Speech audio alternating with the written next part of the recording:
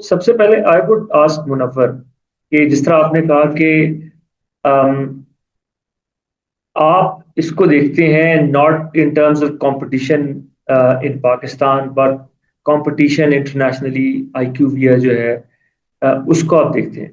मुझे ये बताएं कि अ, अगर जो सीआरओ है उसको इन्वेस्टमेंट उसको प्रोजेक्ट लेने के लिए they have to show the numbers, they have to show the potential. मुझे ये बताएं कि what are the challenges when it comes to that number. जिस तरह आपने पहले कहा कि नंबर्स दिखाएंगे, जितने आपके पास नंबर की प्रोजेक्शन होगी उतने आप इजीली उनको इस पे कायल कर सकते हैं कि let's come to Pakistan and do this research. वो क्या चैलेंज है एक, और दूसरा ये भी बताएं कि साथ रेगुलेटरी चैलेंजेस क्या है, क्योंकि पाकिस्तान के अंदर जितने रेगुलेटर्स हैं उसके अंदर हमेशा एक फ्रिक्शन आती है और टाइम का जो एलिमेंट है वो बड़ा ज्यादा होता है। तो इन दो चीजों को अगर टाइम एंड डाटा से स्पेसिफिकली अगर इसके ऊपर बात करें, व्हाट आर द चैलेंजेस? दोनों ही बड़े अच्छे सवाल हैं आपके और दोनों मेरे फेवरेट हैं।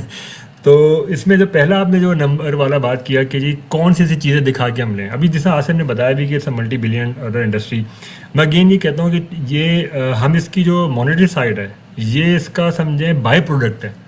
जो इसका जो फाइनेंसिस आप गेन करेंगी, कंट्री को फॉरेन रेमिटेंसेस मिलेंगी, ये इसका बाय प्रोडक्ट होता है। लेकिन जो इसका मेन जो पॉइंट है इसका वो ये होता है कि जी आप जो है अपने कंट्री के अंदर जो है एक तो रिसर्च को रिड्यूस करा रहे होंगे, जो आपकी कंट्री का डेटा है वो इंटरनेशनल रिकग्नाइज हो रहा होगा, आपकी जो साइट्स हैं वो इंटरनेशनल लाइन ऑफ ट्रीटमेंट से एक्सपोज हो रही होंगी, जो कि हमारी बहुत लिमिटेशन होती है क्योंकि सेम इसमें इंटरनेशनल स्टडीज़ के अंदर सारा सेम पैटर्न फॉलो हो रहा होता है।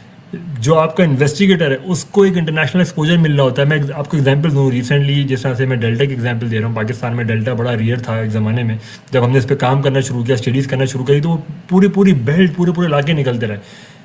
कोई दवाई पाकिस्तान में क्या वर्ल्ड में डेल्टा के लिए ट्रीटमेंट के लिए अवेलेबल नहीं थी। तो ये एक सबसे बड़ा चैलेंज था। लेकिन जो इन्वेस्टिगेटर्स थे हमारे, जब उन्होंने इंटरनेशनल स्पॉन्सर के साथ काम किया, इंटरनेशनल रिसर्च इंस्टीट्यूशन के साथ काम किया, तो उनको पता चला कि हाँ जी इसका ट्रीटमेंट ऐसे कर सकते हैं। देखिए एट द एंड फ़ायदा कि उसको होना है, वो पेशेंट को होना है, वो ट्रीटमेंट होना मिलना शुरू हो गया, वो ठीक होना शुरू हो गए हैं, पेशेंट जो है लगा शुरू कर रहे हैं। तो ये इसका आउटकम मिला। सेकेंड जो इसका बाय प्रोडक्ट निकला वो इसका मॉनेटरी बेनिफिट निकला इसका। जिस तरह से लास्ट ईयर 2025 का डेटा जो क्लोज हुआ, वो ग्लोबल रिसर्च हम जो कहते हैं, जितनी जो डेटा वॉल्यूम वाइज हम देखें बिजनेस वाइज, तो वो ऑलमोस्ट $87 बिलियन का बिजनेस, $87 बिलियन डॉलर की इंडस्ट्री है। और इसके अंदर IQVIA का जो मेरी कंपनी इसका शेयर क्या है तो ऑलमोस्ट 40% के करीब है इसके अंदर। हमारा जो बिजनेस क्लोज हुआ वो तकरीबन कोई $35 बिलियन हमारी कंपनी ने किया इसके अंदर। उस द रीज़न बीइंग हमारी प्रेजेंस सब जगह है।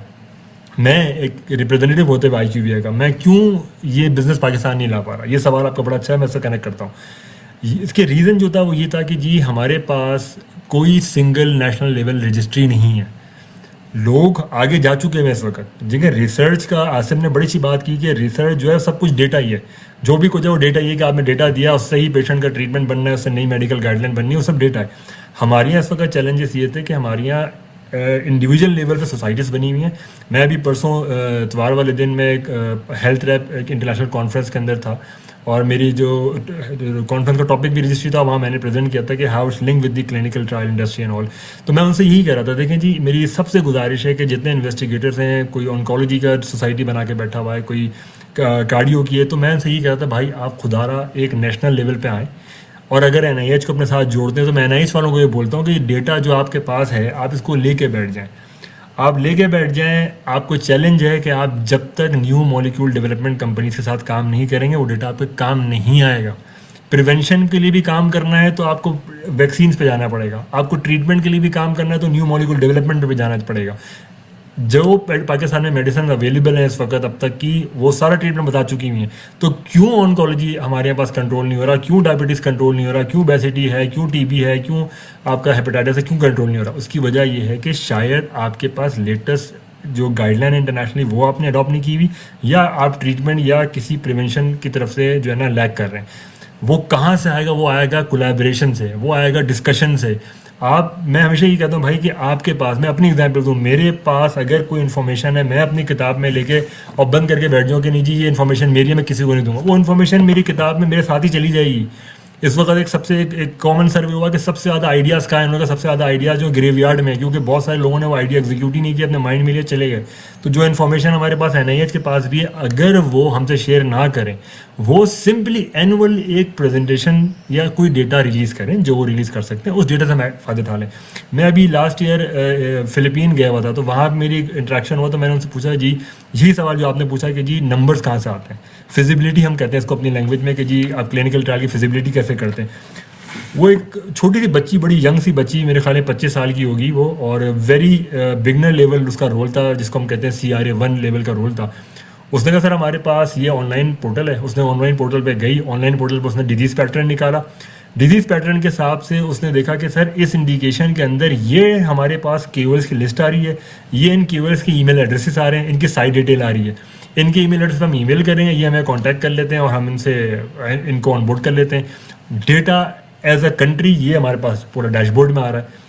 मलेशिया ने क्या किया, उन्होंने कहा कि ठीक है हमारे पास डेटा नहीं है, तो उन्होंने एक एजेंसी बनाई जिसको लोग CRM कहते हैं, क्लिनिकल रिसर्च मलेशिया कहते हैं। उसने क्या किया, उसने साइट्स को स्ट्रॉन्ग करना शुरू किया, उसने साइट्स पे अपनी टीम डिप्लॉय करना शुरू करी, जिसने डेटा गैदर करना शुरू किया। जब भी अब कोई ट्रायल आता है तो CRM के पास जैसी डेटा के लिए पूछते हैं, CRM के पास वक्त सबसे बड़ा स्ट्रॉन्ग नेटवर्क है, वो वहाँ से डेटा फैच करके उनको समरी बना के देते हैं। एक स्लाइड की समरी होती है सिकंदर साहब, और उस एक स्लाइड में पाकिस्तान मार खाता है। रिसेंटली मैं IQVIA जो है, हमारे पास एक डेंगू वैक्सीन की ट्रायल आ रही थी जिसमें पाकिस्तान को एक्सक्लूड कर दिया गया। रीज़न, हम शोर में जाते हैं कि डेंगू में पाकिस्तान में ये पेंडेमिक हो जाता है, एंडेमिक हो जाता है, हमारे पास बहुत पेशेंट हैं। जब उस स्पॉन्सर की रिक्वायरमेंट थी कि जी मैं जो भी वैक्सीन है मैं प्री एंड पोस्ट इवैल्यूएशन करूंगा कि आपकी कंट्री के ऊपर क्या इम्पैक्ट आया इसका, तो आपका कोई कंट्री लेवल कोई डैशबोर्ड है? हमारे पास कंट्री लेवल डैशबोर्ड नहीं है डेंगू का। हम ट्रू रिप्रेजेंटेशन नहीं दे पा रहे डेंगू की वहाँ पर कि जी कितने केसेस हमारे पास हैं। अंडर रिपोर्टिंग है बहुत सारे, जिनके पास है वो रिपोर्ट नहीं कर रहे, और जिनके पास रिपोर्ट चली गई है वो पब्लिश नहीं कर रहे। तो ये एक चैलेंज ये आपका रहेगा आपके साथ। सेकंड जो आपने कहा रेगुलेटरी बॉडी वाला, मैं कहूँ आपको कि इससे अच्छी आइडियल सिनेरियो रेगुलेटरी बॉडी का शायद पाकिस्तान की तारीख में नहीं रहा। मैं 20-21 साल से इस इंडस्ट्री में काम कर रहा हूँ, मैंने तकरीबन सारे रेगुलेटर्स के साथ काम किया। जो रेगुलेटर की हायरार्की होती है, start from the federal minister to the drab, इससे अच्छी आइडेंटिकल मैं कहूँ कि आइडियल आपको नहीं मिलेगी लीडरशिप। मेरी बहुत फ्रीक्वेंट मुलाकात होती है हमारे फेडरल मिनिस्टर साहब मुस्तफ़ा कमाल साहब से, और मैं इनको बड़ा थैंक यू कहता हूँ कि जिनका ताल्लुक एक मेडिसिन की फील्ड से नहीं था, उसके बावजूद इन्होंने बुलाया, इन्होंने टाइम दिया, उन्होंने सीखा, अपने आप को समझे, इन्फॉर्मेशन लिया, उन्होंने अपडेट किया कि क्लिनिकल ट्रायल है क्या, कैसे हम इसमें हेल्प कर सकते हैं। अब यकीन माने उस बंदे की लास्ट शायद प्रायोरिटी थी बिजनेस, उस बंदे की प्रायोरिटी थी कि हम कैसे अपने पेशेंट को ठीक कर सकते हैं, उनकी प्रायोरिटी थी कि कैसे पाकिस्तान वैक्सीन के अंदर खुद कफील हो सकता है, कैसे पाकिस्तान के अंदर इंटरनेशनल ट्रीटमेंट आ सकता है, कैसे हम जॉब क्रिएट कर सकते हैं। जो मैंने उनको बताया कि $87 बिलियन की इंडस्ट्री, उन्होंने कहा भाई वो परे रखो मुझसे, मेरे कितने लोगों को रोज़गार मिलेगा, मेरी कितनी साइट्स इंटरनेशनल स्टैंडर्ड में इस वक्त रिकगनाइज हो जाएंगी, और कितना ट्रेनिंग मिलेगा। नेक्स्ट हमारे CEO drive doctor Ubaidullah Malik साहब, इससे ज़्यादा हम्बल पर्सनालिटी मैंने कभी नहीं देखी। एक कॉल पे, एक मैसेज पे अवेलेबल होते हैं, और मेरे ख्याल में दुनिया की कोई रेगुलेटरी बॉडी ऐसी नहीं है जो स्टेक होल्डर से पूछे कि जी आपको गाइडलाइन में क्या अपडेट करना है। ये दूसरी दफ़ा डॉक्टर उबैद मलिक के टेन्योर में ऐसा हुआ है कि उन्होंने हमें पूछा कि ये हमने ड्राफ्ट गाइडलाइन बनाई है, आप बताएं एज ए इंटरनेशनल एक्सपोजर होने के बाद आप क्या गाइड करते हैं, क्या सजेस्ट करते हैं। रेगुलेटर्स के लिए जी ईगो का बहुत बड़ा मामला होता है। अब पार्ट ऑफ ईगो उन्होंने साइड में रखा, और उन्होंने वॉलंटरीली हमसे पूछा कि जी आप बताएं। हमने जो प्रेजेंटेशन दी, डेटा शेयर किया, उन्होंने उसके ऊपर एक बाकायदा 1-to-1 डिस्कशन रखी, और उन पॉइंट्स को नोट करके उन्होंने अभी नया पूरा रूल बना के कैबिनेट में भेजा अप्रूव होने के लिए, जो कि जल्द हो जाएगा। उससे नेक्स्ट उन्होंने अख्तर अब्बास साहब को ऑन बोर्ड किया है, जो कि फार्मास्यूटिकल रजिस्ट्रेशन बोर्ड में बहुत अरसे से थे, और रिसेंटली अब जो है वो CSE चेयरमैन डायरेक्टर आए, जो CSE है क्लिनिकल स्टडी कमेटी जो है उसके चेयरमैन भी हैं और डायरेक्टर ड्रैब है। मोस्ट हम्बल पर्सनैलिटी, मैं लास्ट 3 दिन से उनके साथ हूँ। डिफरेंट हम लोग जहाँ जा रहे हैं, हमने आगा खान में एक सिम्पोजियम अटेंड किया, फिर लाहौर में हमने 2 दिन साथ गुजारे वहाँ पर एक सिम्पोजियम के अंदर। सिंगल एजेंडा दोनों का, डॉक्टर उबैद भी साथ में थे और अख्तर अब्बास साहब थे। Single agenda, clinical trial ecosystem कैसे डेवलप होगा, कौन से स्टेक होल्डर हैं, क्या फैसिलिटेशन चाहिए, कैसे करना है। अब इन रेगुलेटरी हमारे साथ है, हमारे पास इन साइट्स डेवलप हो चुकी हुई हैं, हमारे पास तकरीबन कोई 100 के करीब कहते हैं कि साइट्स ड्रैप कहते हैं कि हमारे पास अप्रूव्ड है। ये 2 मेन स्टेक होल्डर हो गए।